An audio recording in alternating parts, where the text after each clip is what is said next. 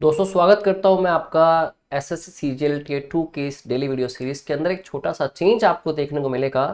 पहले हमारी जो वीडियोस थी वो 6 days a week Monday to Saturday आया करती थी, जिसमें मंडे जनरल स्टडीज, ट्यूसडे को क्वांट, वेंसडे को English and repeatedly general studies, quant and English. अब खास बात यह है कि आपको संडे को भी इसकी वीडियो मिलेगी जो कि होगी रीजनिंग की। ठीक है, तो इस शेड्यूल को अपडेट को नोट कर लीजिए, अकॉर्डिंगली सारी वीडियोस को देखते रहिए अगर आप एसएससी सीजीएल टियर 2 के एस्पिरेंट हैं। ठीक है, आइए शुरुआत करते हैं एसएससी की इस क्लास में सेंटेंस रीअरेंजमेंट का पार्ट 3। दोस्तों पार्ट 1 एंड पार्ट 2 के अंदर हम लोगों ने कुछ 10-10 क्वेश्चंस, टोटल 20 क्वेश्चंस कवर किए।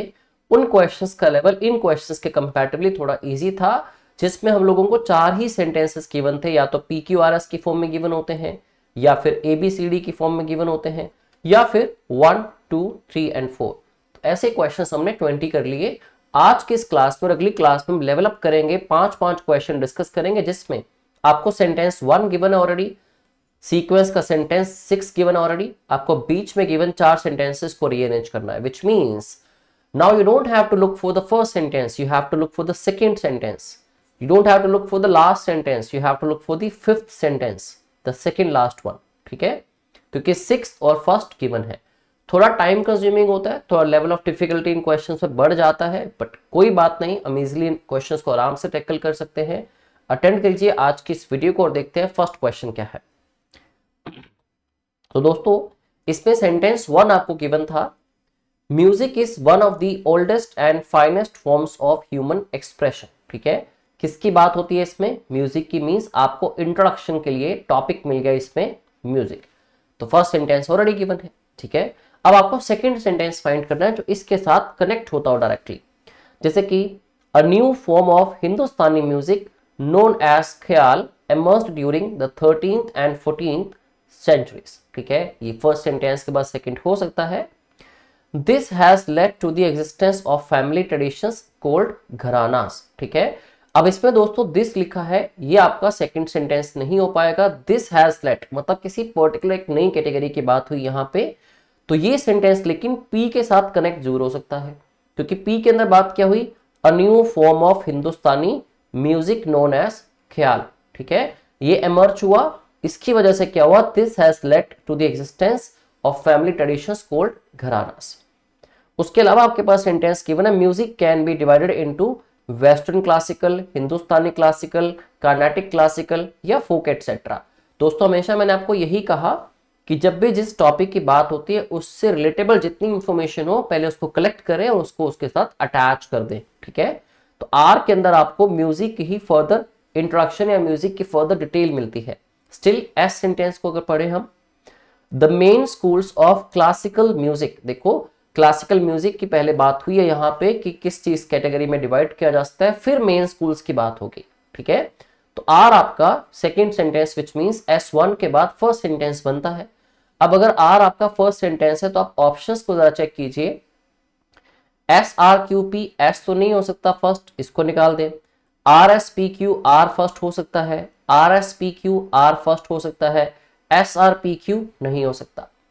अब ये चीज श्योर हो गई कि R के बाद S ही आएगा, और दोस्तों ये चीज मैं ऊपर श्योर करके आया हूं कि P के बाद क्या आएगा? Q आएगा। अब R और S कनेक्ट कैसे हो रहे हैं? Music can be divided into these categories. अब इन कैटेगरीज के आगे फर्दर डिटेल क्या मिलती है? The main schools of these categories, classical music, Hindustani and Carnatic, continue to survive through oral tradition being passed on by teachers to disciples. ठीक है, तो R के बाद क्या हुआ? आगे S कनेक्ट हुआ। फिर कहते हैं कि एक नई फॉर्म क्रिएट हुई, इन सब को छोड़ के। नई फॉर्म क्या क्रिएट होती है? हिंदुस्तानी म्यूजिक, जिसको जाना जाता है ख्याल के नाम से, emerged during the 13th and 14th centuries. This has led to the existence of family traditions called gharanas. ठीक है, तो अगर आपने इन चीजों को थोड़ा एक्सपीरियंस करना हो किसी मूवी या वेब सीरीज के थ्रू, तो एक वेब सीरीज है बंदिश बैंडिट्स, अच्छी वेब सीरीज है, उसमें इसी चीज को ही आगे दिखाया गया है। जो घरानास होते हैं वो क्या होते हैं, किस तरह क्लासिकल म्यूजिक का वहां पे ट्रेनिंग दी जाती है। ठीक है, और कितना उनके लिए इंपॉर्टेंट होता है। दोस्तों RS के बाद आपके पास आना चाहिए P और Q। P और Q के आने के बाद अब आप देखिए लास्ट सेंटेंस को भी साथ में अलाइन करके देख लें। यहां न्यू फॉर्म की बात हुई, यहां दिस की बात हुई, लास्ट में क्या लिखा था, दिस स्टाइल, फिर से किस स्टाइल की बात हुई, इसी स्टाइल की। तो क्यू के बाद S6 भी बिल्कुल करेक्ट है। This style gave an entirely new dimension to Hindustani classical music tradition, जो अभी कह भी रहा था आपको कि इसमें क्लासिकल म्यूजिक की काफी इंपॉर्टेंस दिखाई गई है। तो दोस्तों आंसर देखें तो QP को छोड़ के बी ऑप्शन RSPQ आपका करेक्ट आंसर हो जाएगा। ठीक है, इन्हीं टेक्निक्स को यूज करके आपको सारे क्वेश्चन सॉल्व करने होते हैं। तो चलिए अगला क्वेश्चन देखते हैं।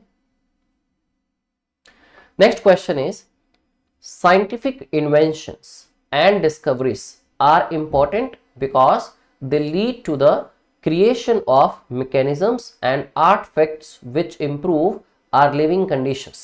तो इसमें इंपॉर्टेंस बताई गई साइंटिफिक इन्वेंशंस और डिस्कवरीज की। ठीक है, तो आपका टॉपिक हो गया मेन।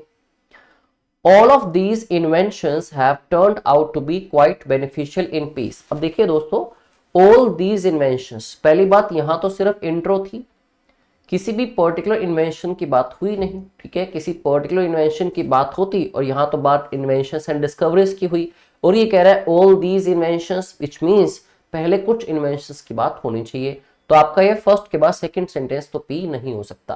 ठीक है, और आप ऑप्शन में देखें तो पी आपको कहीं पे मिल भी नहीं रहा, यहां पे देखिए अगर आप। ठीक है, तो ये ऑप्शन के साथ भी कह रहे हैं कि या तो एस होगा फर्स्ट सेंटेंस या फिर क्यू होगा। ठीक है, आप फिर भी चेक करेंगे।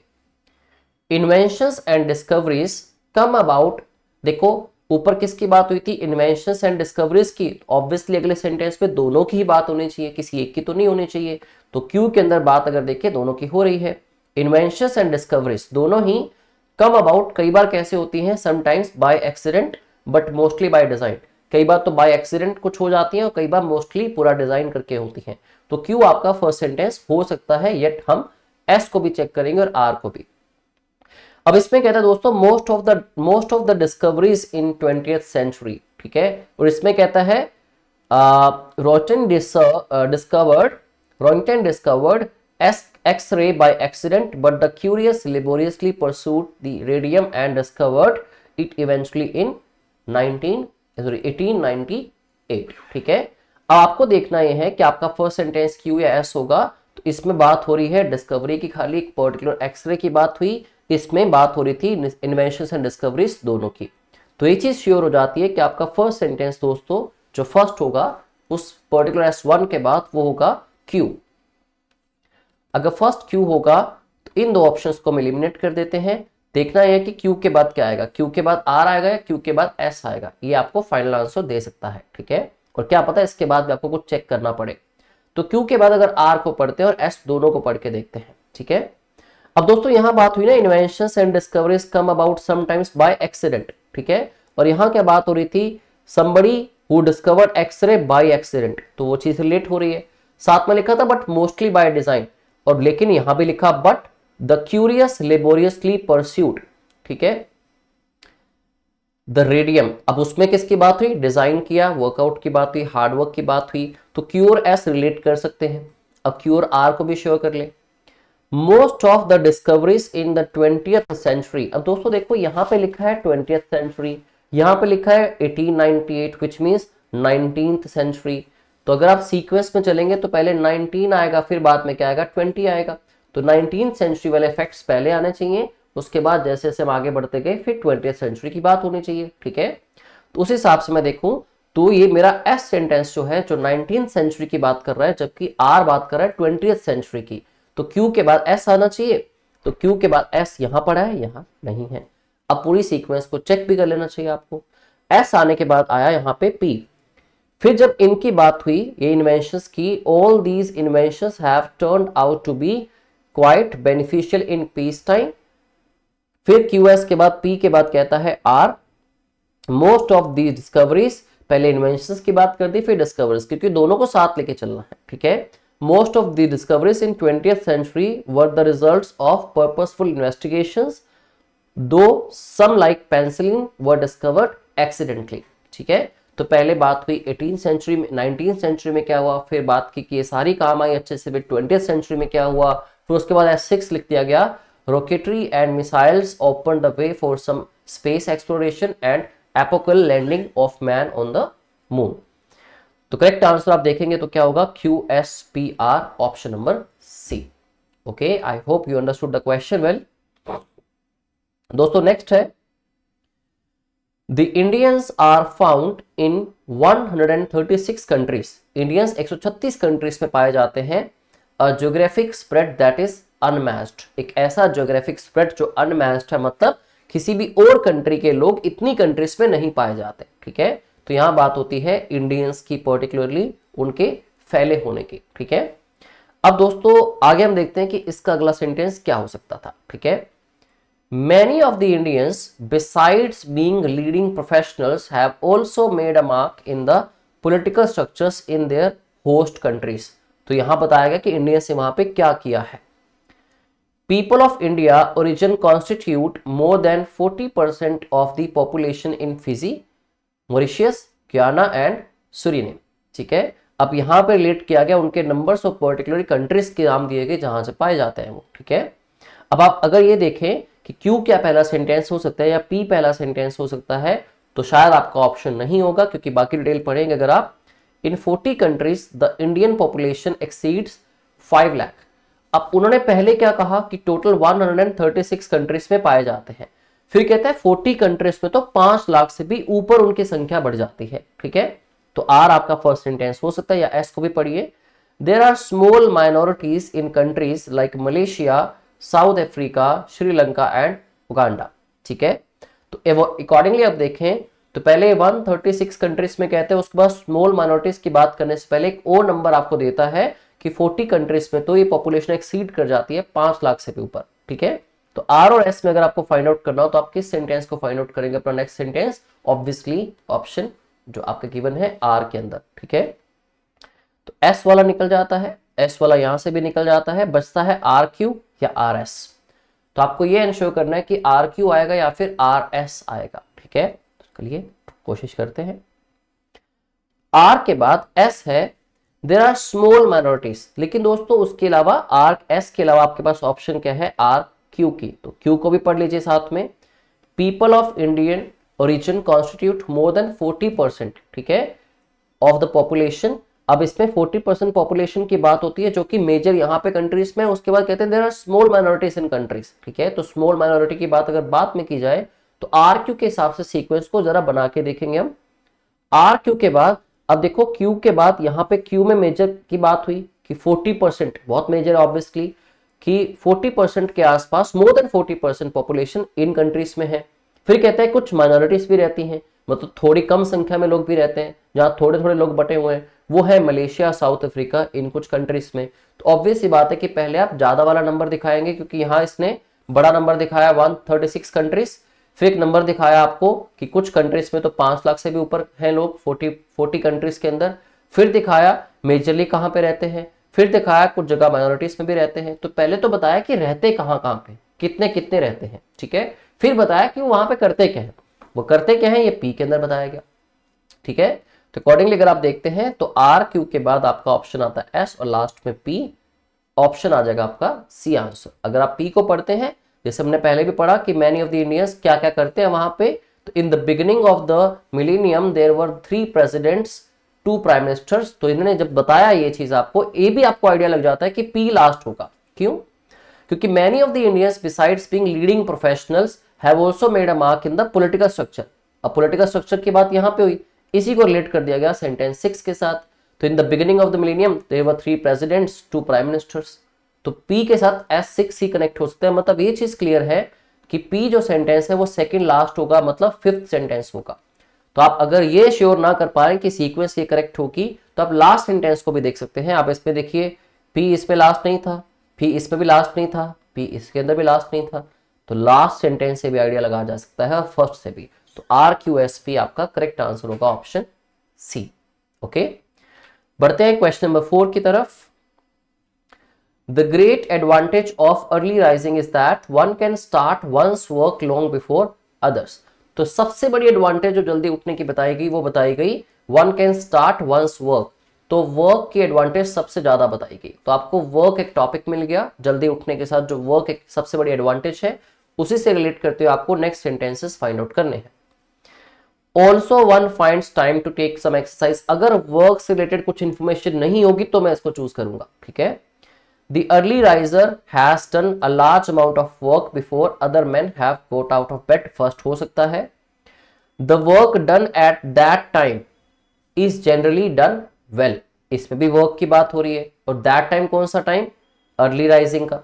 ठीक है. In the early morning the mind is fresh and no sounds or noises disturb our attention. दोस्तों आर एस क्यू की तीनों के अंदर ही वर्क रिलेटेड बात हुई. ठीक है. लेकिन अब देखना है कि तीनों में से फर्स्ट सेंटेंस क्या हो सकता है आपका. अगर हम मेजर प्रेफरेंस दें क्यू और आर को, क्योंकि बाद में तो इसने बताया कि काम जल्दी होता क्यों है, क्योंकि सुबह सुबह क्या होता है, माइंड फ्रेश होता है. ठीक है. और किसी तरह की आवाजें आपको डिस्टर्ब नहीं करती हैं. तो अगर मैं आर के साथ चलता हूं तो मेरे पास ये ऑप्शन है. क्यू के साथ, अच्छा आर और क्यू की ही दो ऑप्शन है. ठीक है. तो देखते हैं. अगर मैं क्यू को मानता हूं, the early riser has done a large amount of work before other men have got out of bed. तो आर के बाद, क्यू के बाद क्या आता है मेरे पास, S. In the early morning, the mind is fresh and no sounds or noises will disturb our attention. फिर क्या आता है R. The work done at that time is generally done well. ठीक है. अब दोस्तों देखिए S में बात हुई कि काम जल्दी क्यों होता है, और R के अंदर बात क्या हुई, done at that time की, जो कि टाइम की बात S में हुई नहीं. तो ये श्योर है कि S के बाद R नहीं आ सकता. अगर S के बाद R नहीं आ सकता, दैट मींस ये ऑप्शन आपका गलत हो जाता है. ठीक है.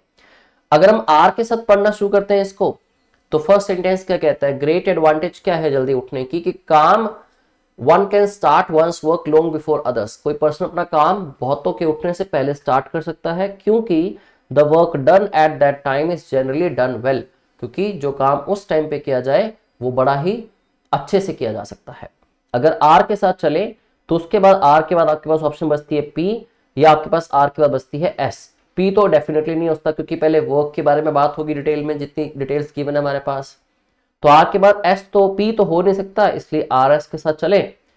तो the work done at that time is generally done well. अब डन अच्छे से होता है, क्यों होता है उसका रीजन बताया गया. In the early morning the mind is fresh and no sounds or noises disturb our attention. तो काम अच्छा होता है, क्यों होता है उसका रीजन ही है.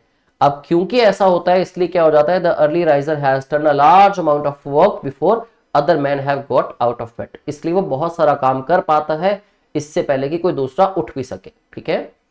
इसके बाद दोस्तों देखते हैं, अगर हम also one finds time to take some exercise in the fresh morning air, तो साथ में एडिशन में भी बेनिफिट बताया गया. अगर आप सेंटेंस 6 पे ध्यान दें तो लिखा है exercise supplies a person, which means P के बाद S6 कनेक्ट हो सकता है, क्योंकि P में एक्सरसाइज की बात स्टार्ट हुई और S6 में उसकी इंफॉर्मेशन आगे डिटेल फर्दर दी गई. अगर P को लास्ट में देखें तो P लास्ट में या तो यहां पे है, या P लास्ट में यहां पे है. अब RS का पेयर बिल्कुल ठीक बन रहा था और P भी लास्ट में आ रहा है इसमें. ठीक है. अब QS का पेयर अगर आप बनाते हैं, QS के बाद R आ नहीं सकता, इसलिए ऑप्शन हमारा गलत हो जाता है. इसलिए आपका करेक्ट आंसर होगा RSQP. P के अंदर एक्सरसाइज जो कि S6 से कनेक्ट करेगा. S1 में बात हुई वर्क की, तो वर्क अच्छे से हो जाता है. क्यों अच्छे से होता है, रीजन बताया गया. इसमें बहुत ज्यादा काम हो जाता है इस वजह से, ये क्यू के अंदर बताया गया. ठीक है. तो करेक्ट आंसर होगा आपका RSQP, option number C. Okay. चलिए अगला क्वेश्चन करते हैं फिर. The last question of the day. The first time the German airplanes came over London during the first world war was a Saturday afternoon. तो उस दिन सैटरडे दोपहर थी जब पहली बार जर्मन एयरप्लेन्स आए लंदन में ड्यूरिंग वर्ल्ड वॉर 1. ठीक है. I was alone in the house with the servants. Suddenly people begin shouting German airplanes. It was broad day light. अब सैटरडे आफ्टरनून की जैसी बात हुई तो सैटरडे आफ्टरनून के टाइम पे क्या होता है, it was broad day light. जिस दिन की बात हुई, जिस डे की बात हुई, उसकी इंफॉर्मेशन जितनी एडेड हो सकती है, जितनी ऐड हो सकती है वो पहले आप ऐड करेंगे. इसलिए आर के अंदर ही इंफॉर्मेशन ऐड होती है S1 के बाद. तो आर ये आपका पहला सेंटेंस बन सकता है. The rest of the family, मतलब पहले अपनी बात होगी फिर रेस्ट ऑफ द फैमिली की बात होगी. अगर आर पहला सेंटेंस है तो S वाला ऑप्शन निकल गया, S वाला ऑप्शन निकल गया. आर के बाद देखना है कि क्यू आएगा या पी आएगा. ठीक है. चलिए बात क्या हो रही थी उस दिन की, सैटरडे आफ्टरनून की. कैसा दिन था, ब्रॉड डे लाइट थी, बहुत ज्यादा रोशनी थी उस दिन पे. ठीक है. आर के बाद क्यू आता है, सडनली अचानक ही लोगों ने चिल्लाना शुरू कर दिया जर्मन एयरप्लेन्स. उस दिन यही हुआ. ठीक है. फिर कहते हैं फिर अपनी बात करते हैं, फिर अपनी स्टोरी बताता है कि मैं घर पे अकेला था, विद द सर्वेंट्स, और रेस्ट ऑफ द फैमिली जो थी वो गए हुए थे कंट्री साइड में फॉर द वीकेंड। तो पी और एस आपके करेक्ट होने चाहिए। आर आपका फर्स्ट सेंटेंस होना चाहिए, आर फर्स्ट है, पी एस लास्ट में आने चाहिए। तो देख लीजिए आंसर क्या होगा।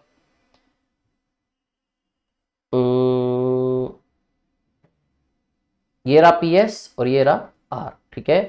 क्यू इस हिसाब से क्यू लास्ट में जा सकता है, अगर क्यू पहले आ सकता ऑप्शन में पहले भी आता, पहले तो एस वाली ऑप्शंस निकाल दो आप। तो आपके पास पॉसिबल ऑप्शंस क्या बचती हैं, आर क्यू एस पी या फिर आर पी एस क्यू। अब आर के बाद क्यू, आर के बाद क्यू, ठीक है, दूसरा आर के बाद क्या था, पी, ये था, लेकिन इस बात को बीच में आपने निग्लेक्ट कर दिया। सडनली पीपल बिगेन शाउटिंग, ठीक है। तो आर के बाद आना चाहिए क्यू उस डे की इंफॉर्मेशन देते हुए, बट इसमें एस पी है इसलिए आर क्यू एस पी ठीक नहीं हो सकता, ठीक है। जस्ट मोमेंट, देखिए हमने बनाया सीक्वेंस कि सबसे पहले बात होनी चाहिए it was broad daylight, R आपका फर्स्ट सेंटेंस होगा। अब आर के बाद पॉसिबली आपके पास या तो क्यू बीच में आ सकता है या डायरेक्टली पी और एस की बात हो सकती है। डायरेक्टली पी और एस की बात अगर होगी तो ये रहा, क्यू बीच में अगर देखें तो कहीं भी नहीं आ रहा आर के बाद, अगर आ रहा है तो क्यू यहां पे आ रहा है, बट एस पी यहां पे गलत है, होना क्या चाहिए था, पी एस होना चाहिए था, इसलिए आपको इस ऑप्शन को निकालना पड़ेगा, ठीक है। क्योंकि एस और पी हो नहीं सकते the rest of the family, पहले बात अपनी करेगा फिर कहेगा the rest of the family, मतलब मेरे अलावा जो बाकी बची फैमिली है, राइट। तो इसमें क्योंकि एस पी है पी एस नहीं है तो ऑप्शन आपको निकालना ही पड़ेगा। अब यहां पे आपके पास बचता है option R P S Q. तो कहते हैं उस दिन हुआ क्या, ठीक है। जर्मन एयरप्लेन्स लंदन में पहली बार आए ड्यूरिंग वर्ल्ड वॉर 1। हुआ क्या उस दिन, बहुत ही धूप थी, मैं घर पे अकेला था सर्वेंट्स के साथ, बाकी की फैमिली बाहर गई थी कंट्री साइड में वीकेंड के लिए। अचानक से क्या हुआ, लोगों ने चिल्लाना शुरू कर दिया जर्मन एयरप्लेन्स, ठीक है। अगर आपके सीक्वेंस में पहले क्यू गिवन होता तो उस ऑप्शन को भी आप चूज कर सकते थे, अगर आपके पास ऑप्शन ये वाला गिवन होता R Q P S, but eventually option R P S Q है जो कि एब्सोल्युटली करेक्ट भी है, ठीक है। तो we all dashed out into the street to look at them. अच्छा चलो इसके साथ रिलेट करें तो वैसे ही ये बनेगा भी नहीं, R Q P S, Q last में ही आना चाहिए, क्योंकि जब लोगों ने चिल्लाना शुरू किया जर्मन एयरप्लेन्स आ गए, ठीक है, चिल्लाना शुरू किया तभी क्या हुआ, वी ऑल डैश्ड आउट, हम सब अचानक से बाहर आए, into the street to look at them. तो फिर उस हिसाब से तो क्यू के साथ ही भैया S6 अटैच होना चाहिए, तो फिर क्यू लास्ट में ही आना चाहिए, ठीक है। अगर S6 ना होता शायद क्यू पहले भी आ सकता था, तो इस हिसाब से आप चलेंगे तो आर पी एस क्यू आपका करेक्ट आंसर होगा ऑप्शन डी, ठीक है। आई होप ये सारे क्वेश्चंस आपको अच्छे से क्लियर हुए, अच्छे से आप समझ पाए क्या टेक्निक्स यूज करनी होती हैं, किस तरह आपको रीडिंग करते हुए इन क्वेश्चंस को सॉल्व करना है गिवन टाइम के अंदर, और कैसे आप ऑप्शंस की भी हेल्प ले सकते हो।